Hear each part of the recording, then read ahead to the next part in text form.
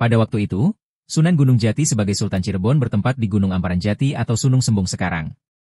Setiap beliau bepergian selalu mengajak abdinya yang bernama Ki Konda.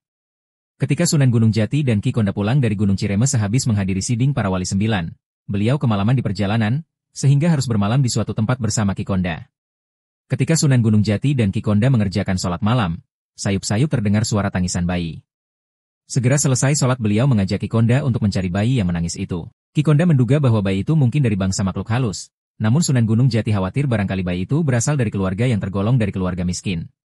Karena suara tangis bayi terdengar pada waktu beliau sholat hanya sayup-sayup, sehingga dalam pencarian tidak segera ditemukan.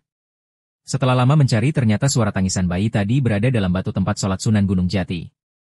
Maka batu besar itu dibelah dengan pusaka cis. Batu terbelah menjadi 2 sama besar dan di dalamnya terdapat seorang bayi laki-laki yang bagus parasnya. Bayi tersebut diberi nama oleh Sunan Gunung Jati dengan nama Selapada. Sela artinya batu, pada artinya sama, bahasa Jawa.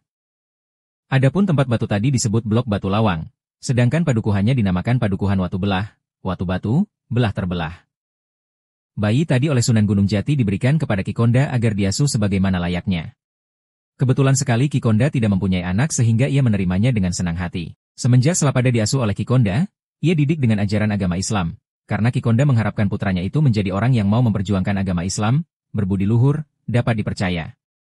Di samping otaknya yang cerdas juga memiliki wajah yang tampan, sehingga Ki Konda tak henti-hentinya memuji syukur kepada Allah yang Maha Kuasa. Selapada sangat taat terhadap orang tua, segala perintah dan larangannya dilaksanakan dengan baik. Sejarah seadanya. Ini orang tua silem timbulnya di Watu Belah, di Alas Konda, wilayah Watu Belah. Maka di situ Sunan Gunung Jati lihat ada suara bayi, akhirnya di mana? Ada di batu itu. Akhirnya batu itu dibelah. Nah, dibelah ada bayi, maka dinamakan Selapada. Sela itu batu dibelah pada.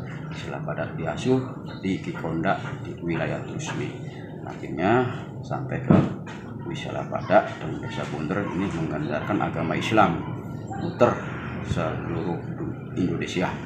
Karena dia akan di Desa Bunder itu udah bulat pikiran dan hatinya.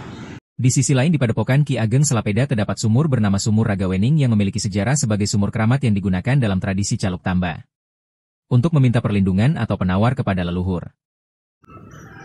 Kita masuk ke tempat Padepokan di Makbaro, kita tawasulan memuji kalimat-kalimat Allah dibaca dari kitab suci Mekarim.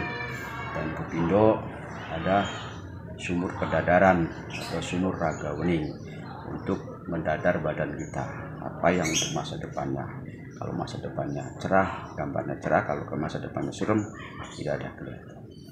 LTV 1 Cirebon mengabarkan.